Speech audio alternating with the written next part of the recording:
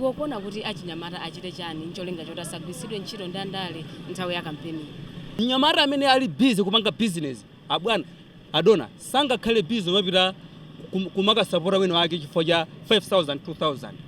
Ine ngati pa tsiku nupanga business yanga ndupeza 20000 sindingagwiritsidwe ntchito no andale umakana ndi 2000 tsiku lonse zosatheka.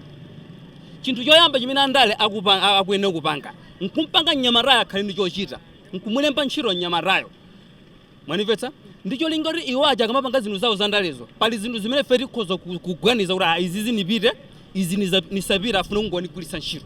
Tsono pamene pakuvuta ndiye uthenga kwa atsogoleri athu ngati akundimva ndikhulupirira mukundimva fo ndi zodi yake tiyere ndikhulupirira akundimva muganize kwambiri za inyamatafe osati kungolankhula zongolankhula kuti feti tikopeke tidze kuvotereni ayi koma pa ground sipali bwino tikukutika